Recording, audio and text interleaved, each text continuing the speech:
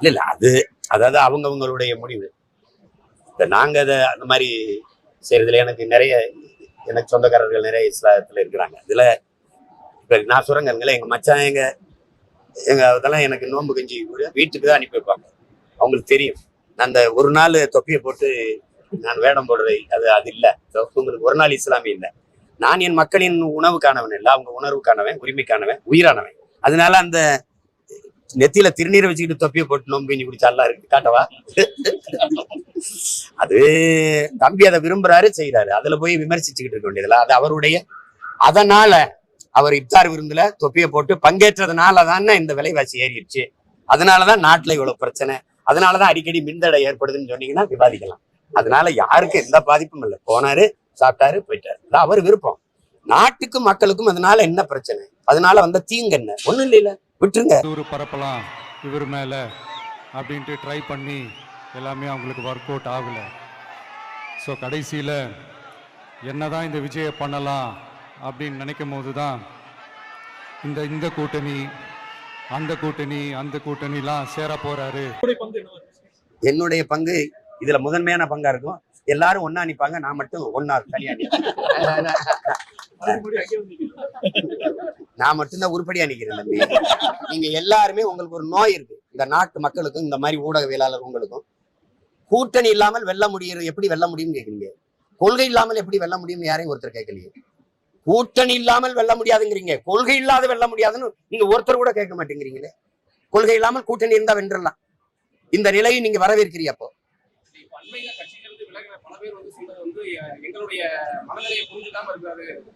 இந்த மனநிலை என்ன நீங்க சொல்லுங்க. மனநிலை என்ன? நீங்க ஒரு நடுநிலையில இருந்தா அந்த மனநிலை என்னன்னு சொல்லுங்க. அதுதான் இப்ப நீங்க போயிட்டீங்கல்ல, போய் கூட்டணியில வச்சு போங்க. கூட்டணி வைக்கிறவங்களோட போய் சேர்ந்து நீங்க சட்டமன்றம் பாராளுமன்றத்துக்கு போய் சாதிங்க. முழு சுதந்திரம் அந்த கட்சியில இருக்கு தம்பி. இப்ப நிக்கிற எல்லாத்தையும் கேட்டு பாருங்க. இருக்கலாம், போகலாம். யாருக்கு கையில கால சங்கிலி போட்டு கூட்டி வைக்கல. முழு சுதந்திரம் இந்த கட்சியில இருக்குது. நீங்க போகலாம், போய் சாதிச்சவங்க சொல்லுங்க. கூட்டணி வச்சு வென்று போய் சட்டசபைகளையும் பாராளுமன்றத்துக்குள்ளே இருந்தவர்கள் சாதிச்ச ஒன்றை சொல்லுங்க, நான் கூட்டணி வைக்கிறேன். கேட்டியல்ல, நீங்க கேட்டியல்ல, அண்ணன் பதில் சொன்னல. இப்ப நான் கேட்கறது சொல்லுங்க.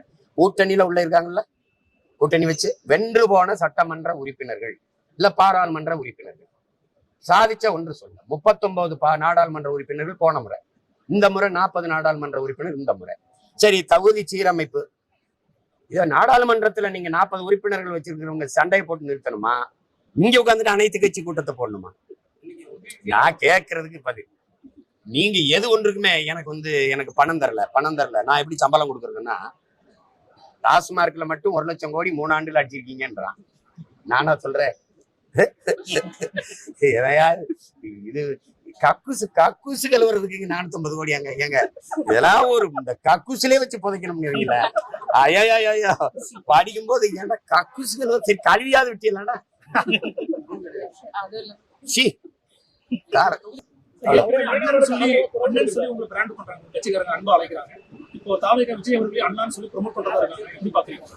அது அண்ணா எத்தனை அண்ணா இருக்கலாம். எனக்கு இல்ல, கோடிக்கணக்கான அண்ணா இருக்காங்க, நிறைய பேர். இப்ப நீங்க அது வருதுல. எங்கள்ல எங்க கட்சியில என்ன எங்களுக்கு முறைன்னா, எங்க தலைவர் இருக்காரு பாருங்க. எங்க தலைவர் எல்லாருமே தம்பின்னு சொல்லுவாங்க. வயசுல சின்னவங்களும் சரி பெரியவங்களும் சரி தம்பின்னு சொல்லுவாங்க. எங்க இதுல வயசுல என்னை விட பெரியவங்களும் என்னை அண்ணான்னு தான் கூப்பிடுவாங்க. அதுவும் பஞ்சாப்ல எல்லாம் 85 வயசு 70 வயசு 75 வயசு பெரியவங்க எல்லாம் சீமானான்னு தான் கூப்பிடுவாங்க. சீக்கியர்கள் எல்லாம் சீமானா. அது ஒரு அன்பின் மீதியால வர்ற சொல். அதுக்கு வயசோ இதெல்லாம் கிடையாது. அது இதயத்தின் அடித்தளத்திலிருந்து அன்பின் மிகுதியில வரக்கூடிய சொல். எல்லாரும் சொல்லுங்க எங்க சொல்லுங்க அப்பா அப்படிலாம் சொல்றது இல்ல. ஜெயலலிதா அவர்களே அம்மான்னு இருந்தா நம்ம குலத்துல நம்ம பரம்பரையில பெண்களை சின்ன குழந்தையா இருந்தா தங்கச்சியா தாயே அம்மா அப்படின்னு கூப்பிட பழக்கம். அவங்க வரும்போது அவங்களை எடுத்தோடனே யாரும் அம்மான்னு கூப்பிடல, செல்வின்னு தான் அழைச்சாங்க. ஒரு காலகட்டத்துல அவங்க வயதாக அவங்க பெரியவங்களாக எல்லாரும் அம்மான்னு பாசத்துல கூப்பிடுறது அதாயிருச்சு. இப்ப அதை போய் அதே மாதிரி சொல்லியிருக்க வேண்டியது இல்லை. எல்லாரும் அப்பான்னு கூப்பிடு தாத்தான்னு கூப்பிடலாம் சொல்லிட்டு இருக்க வேண்டியது. அன்பின் மீதியில யாரையும் கூப்பிடலாம். இப்ப எனக்கு நான் நிறைய பேர் அப்பான்னு தான் கூப்பிடுவேன். சீமானுக்கு எத்தனை அப்பா தான். அறிவை புகட்டிய ஒவ்வொருவனும், எனக்கு ஞானத்தை கற்பித்த ஒவ்வொருவனும் எனக்கு அப்பா தான். எனக்கு கற்பிக்கிற ஒவ்வொருத்தரும் ஒருத்தர் இருந்து ஒன்றை கற்றுக்கொள்ளோம்னா அப்பா தான், இந்த ஆசிரியன் தான், வழிகாட்டி தான். அதனால அதை போய் இப்ப முருகன் வந்து என்னை பெற்றவரா, அப்பா முருகா காண வேண்டியதாங்கிறான், சிவனே அப்பனேங்கிறான். அதெல்லாம் வந்து அதை எப்படி எடுத்துக்கிறது? வாசத்துல ஒரு பக்தியினுடைய ஈடுபாட்டின் மிகுதியில வருகிற சொல். அதை போய் சொல்லி அதுவே எவ்வளவு ஏமாற்றான ஒரு வார்த்தை தம்பி. நீங்க கல்வியை வியாபாரமாக்கிட்டு நீங்க சம கல்வி சம உரிமைன்னு பேசுறது நாங்க எப்படி எடுத்துக்கிறது? கல்வி சமமா இருக்கா? எல்லா அது சம உரிமையில இருக்கா? ஏழைக்கு ஒரு கல்வி, பணக்காரனுக்கு ஒரு கல்வின்னு இருக்கா இல்லையா? அதான் கேள்வி. இருக்கா இல்லையா? பணம் இருந்தால் நீங்க நல்ல கல்வியை கற்கலாம். பணம் இருந்தால் நீங்க நீட்டு தேர்வு பயிற்சி பெற்று அந்த இதுக்கு பயிற்சி எடுத்துட்டு சிறப்பு பயிற்சி எடுத்து தேர்வு எழுதலாம். பணம் இல்லைன்னா எத்தனை பிள்ளைகள் படிக்க வசதி இல்லாம இடைநிறுத்தம் செஞ்சுட்டு போறாங்கிற ஆய்வு உங்ககிட்ட இருக்கா? அந்த கணக்கு இருக்கா? சொல்லுங்க. நீங்க முதல் தர ஆசிரியர்களை எங்க பணி நியமனம் செய்றீங்க? இரண்டாம் தர ஆசிரியர் A grade, C grade, B கிரேடுங்கிறீங்களா? அதுல அந்த ஆசிரியர்களை எங்க பணி நியமனம் செய்றீங்க? நகர்ப்புறங்கள் இருக்கிற கல்வி கட்டமைப்பு சிற்றூர்களை இருக்கா தம்பி? இருக்கா?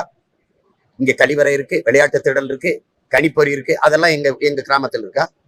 சொல்லுங்க. நான் பிறந்த ஊர்ல இருந்த பள்ளிக்கூடத்தை அது இடிஞ்சு வச்சு வாக்கு செலுத்த மட்டும்தான் வச்சிருந்தோம். நான் இடிச்சுட்டு கட்ட போறேன்னு அரசுக்கு தலையிட்டு கட்டுது. ஏன்னா என் சொந்த ஊர்னால அதை திருப்பி திருப்பி பேசுவாங்கிறதுனால கட்டுது. அப்படி எல்லா ஊர்லயும் ஒரு சீமான் இருக்கணுமா இருந்தா தான் கட்டுவீங்களா? அப்ப நீங்க சம கல்விங்கிறது இருக்கா? நான் திரும்ப திரும்ப சொல்றேன். எங்க அம்மா 100 நாள் வேலைக்கு போறான், என் தங்கச்சி போறா, எங்க அக்கா போறா.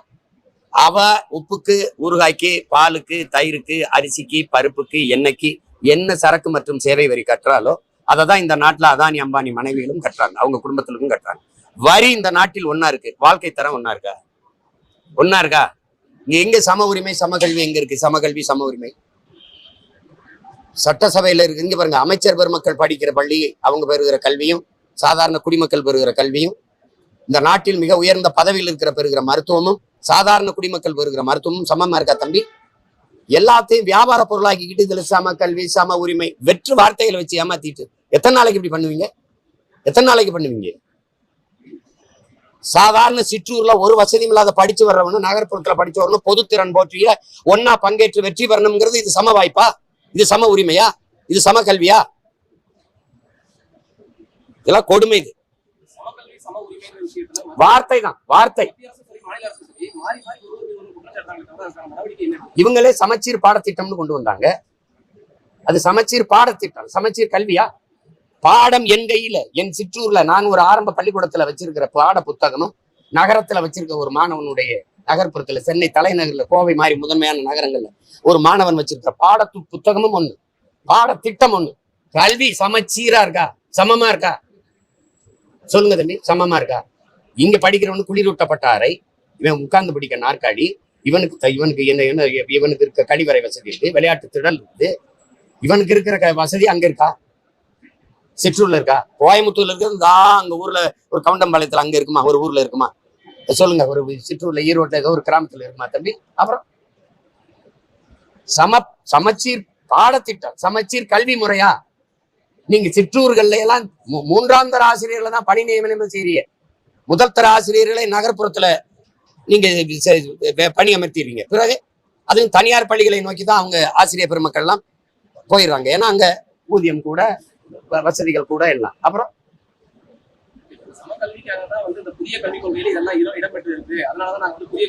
இந்த கல்வி முறையில அதிகபட்ச கனவு ஆஸ்திரேலியா, அமெரிக்கா, என்ன சொல்றது, ரஷ்யா, ஜெர்மன், பிரான்ஸ், ஐரோப்பிய நாடுகள் போய் பணி செய்யறதா? வேற ஏதாவது இருக்கா?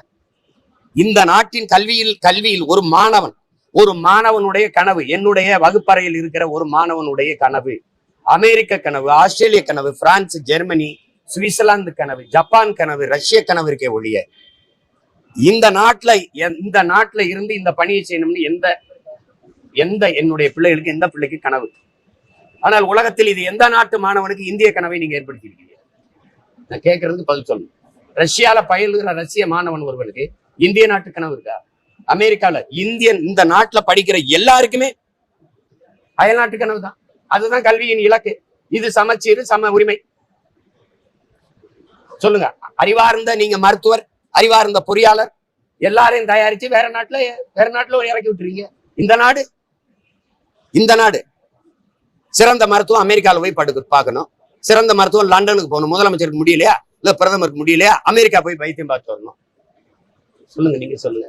தம்பி விளையாட்டு வீரர் யுவராஜுக்கு புற்றுநோய், அம்மையார் அன்னை இந்திரா காந்தி அம்மையாருக்கு புற்றுநோய், வெளிநாட்டுல மருத்துவம் பார்த்து வந்துட்டீங்க. எங்க அம்மாவுக்கு புற்றுநோய், நான் எங்க போய் பாக்குறது? கேள்விக்கு பதில் இருக்க. இப்ப நீங்க இங்க இருக்கிற முதல்வர் இவங்கள பெருமக்களுக்கு எல்லாம் உடல்நிலை சரியில்லை, சிங்கப்பூருக்கு போயிடுறாங்க. இங்க அப்போலோல வச்சு பார்த்தாலும் சிங்கப்பூர்ல இருந்து மருத்துவர் வராங்க. சிங்கப்பூருக்கு பயணம் பண்ணி போக முடியல, அதனால இங்க மருத்துவர் இங்க வந்துடுறாரு பயணம் பண்ணி. எங்க தாய் தந்தை இருக்கு, எங்க ஊர்ல இருக்கு, எங்க ஆத்தால பையன் தாத்தம்பாட்டிக்க முடியல, என்ன பண்ணலாம்? வசதி இருக்கிறவன் உயர்ந்த அப்பலோ காவேரி ராமச்சந்திரா மருத்துவமனையில படுத்து மருத்துவம் பார்த்துக்கிற முடியும். வசதி இல்லாம பாடையை கட்டி நேரம் சுடுகாட்டுல போய் படுக்க முடியும். வேற ஏதாவது வாய்ப்பு இருக்கா?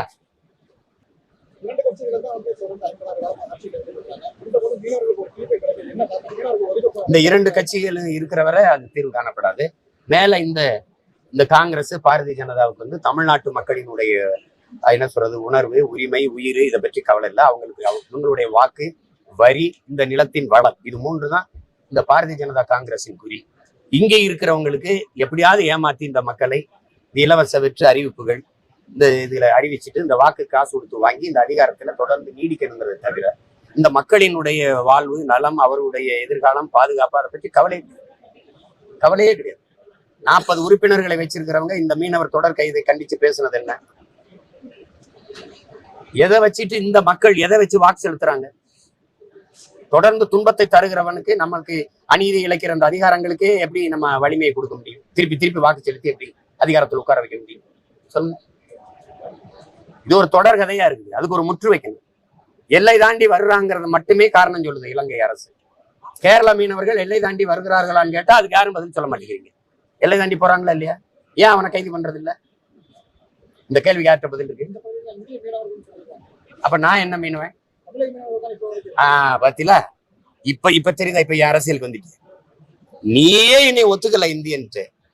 நீ பேச்சுக்கு சும்மா திராவிடம்பா. திராவிடர் யாரு? ஆந்திராவில் வாழுகிறவர், கர்நாடகாவில் வாழுகிறவர், கேரளாவில் வாழுகிறவர், ஆந்திரா தெலுங்கு. திராவிடர்னா திராவிட சகோதரனை தொடர்ச்சியா சிங்களம் கைது செய்யறானே, இந்த திராவிட இனத்தை கொன்று குவிச்சானே, அப்பெல்லாம் நீங்க குரல் எழுப்பவே இல்லையே. குஜராத்ல ஒரு மீனவனை பாகிஸ்தான் கடற்படை ராணுவம் கைது செஞ்சிருச்சுன்னு இந்திய கடற்படை ராணுவம் விரட்டி போய் தடுத்து மீட்டு கொண்டு வருது. அப்படி ஒரு செயல் இந்த கடலுக்குள்ள எங்கள் மீனவர்கள் கைது செய்யப்படும் போது நடந்திருக்கு. அதே கடற்படை ராணுவம் நிக்குது இல்ல. ஏன்னா சாவவன் தமிழனை சகித்துக் கொள்ளலாம்ங்கிறது இவங்க நிலைமை. ஏன்னா அவனுக்கென்று இங்க தலைவன் இல்லை. அவனுக்கு ஒன்றுனா துடிக்கிறதுக்கு இங்க ஒரு அவன் சொந்த ரத்தம் இல்லை. அதனால இங்க வர பிரச்சனை.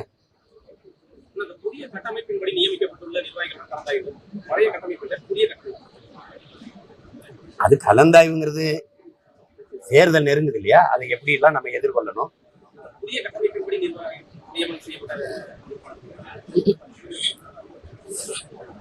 எங்களுக்கு எங்களுடைய பலம் எது, பலகீனம் எதுன்னு எங்களுக்கு தெரியுது. எங்களுக்கு இப்ப நீங்க இந்த கேக்குறீங்க, இது எல்லாத்தையும் போடுவீங்களான்னு தெரியாது. தேர்தல் நேரத்துல நான் போட்டியிடுறதே நாங்க போட்டியிடுறது சொல்ல மாட்டீங்க. ரெண்டாவது மற்றும் பலர்ல தான் நாங்க ரொம்ப நாளா இருக்கிறோம், இன்னும் இருக்கோம். நாங்க ஒரு ஜூனியர் ஆர்டிஸ்ட் தான். அப்ப அந்த நிலையில எங்களுக்கு ஊடக ஆதரவு இல்லை. அப்ப நாங்களே ஊடகமா மாறணும். ஒன்று, எங்களுக்கு பணம் இல்லை, பொருளாதாரம் இல்லை. நீங்க ஓட்டுக்கு 1000 2000 நீங்க இந்த தேர்தல் வரும்போது குடும்ப தலைவிக்கு கொடுத்து வாக்க வாங்கினீங்க. இப்படி பல இதுகளை நீங்க செய்வீங்க. எங்ககிட்ட அது இல்லை. அப்ப இந்த மிக்சி தாரம், கிரைண்டர் தாரம், மூக்குத்தி தாரம், கொலுசு தாரம், தோடு தொங்கட்டான் தாரம் அப்படிலாம் சொல்லி எங்களால வாக்கு சேகரிக்க முடியாது. ஆனா இந்த அநீதியை வீழ்த்த ஒண்ணுதான் செய்ய முடியும், படை வலிமையால் முடியும். அப்ப படையை பெருக்கு, தடையை நொறுக்கு, இனத்தின் விடுதலையை இறுதி இலக்கு, எளிய சுமை இனிய பயணம், வேலையை சிறிதாக்கு, வெற்றியை எளிதாக்கு. இது எங்க கோட்பாடு.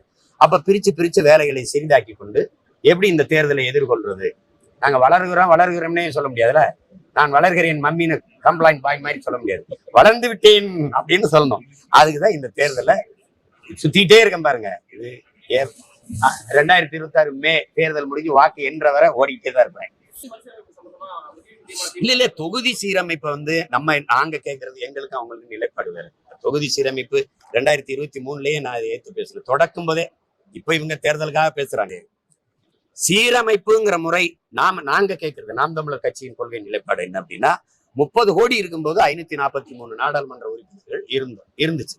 இப்ப 150 கோடியை தொட்ட பிறகு மக்களின் எண்ணிக்கைக்கு ஏற்ப பிரதிநிதித்துவம் இல்லைங்கிறது எங்க நிலைப்பாடு. அப்ப 6 சட்டமன்றத்திற்கு ஒரு நாடாளுமன்றம் என்று இருப்பதை மாற்றி மூன்று சட்டமன்றங்களுக்கு ஒரு நாடாளுமன்றம் என்று கொண்டு வரும்போது உரிய பிரதிநிதித்துவம் முதன்மைத்துவம் இருக்குங்கிறது எங்களுடைய நிலைப்பாடு. அந்த சீரமைப்பை தான் நாங்க முன்மொழிகிறோம்.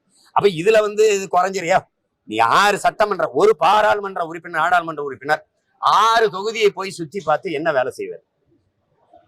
தேர்தல் வரும்போது பிரச்சனைகளை கேட்க போகிறோம், கேட்டறிய போகிறோம். அப்ப ஒருத்தர் என்ன சொல்லுவாரு? பிரச்சனையே நீதான் ஜாமி. 5 வருஷம் கழிச்சு இப்ப என்ன பிரச்சனைன்னு இப்பதான் கேட்கிறாரு.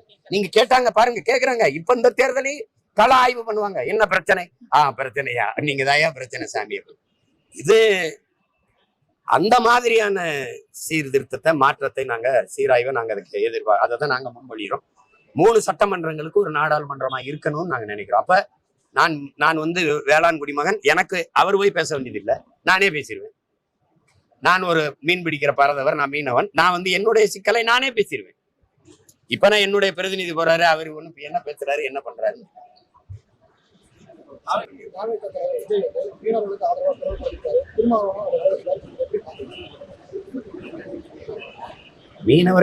மீனவர்களுக்கு ஆதரவா குரல் கொடுக்கறது யாரு வேணாம்னு சொல்லுவா? இதெல்லாம் ஒரு கேள்வி. வரவேற்கிறீங்களா? அது நான் எதிர்ப்பமா? என்ன வரவேற்போம்? இல்ல, நீங்க இன்னொரு கட்சி தலைமை என்ன முடிவெடுக்குங்கிறத என்கிட்ட கேட்கறது அது அவசியமற்றது. எங்க அண்ணன் இங்க போவாரா இல்ல திமுக கூட இருப்பாரான்னு எங்க அண்ணன் திருமாவளவன் தான் கேட்கறது. என் தம்பி இப்ப பேசுறதுல நாங்க நீண்ட காலமா மீனவ சொந்தங்களுக்காக போராடுறோம். அதுக்காக 6 மாசம் நான் சிறையிலே இருந்தேன், உங்களுக்கு தெரியும். அதுக்கு ஆதரவா ஒரு கூடுதலா ஒரு வலிமையான குரல் வரும்போது வரவேற்கத்தான் செய்யணும். அதை ஏற்காம எப்படி எதிர்க்க முடியும்? வேற எது? அவ்வளவுதானே. மிக்க நன்றி.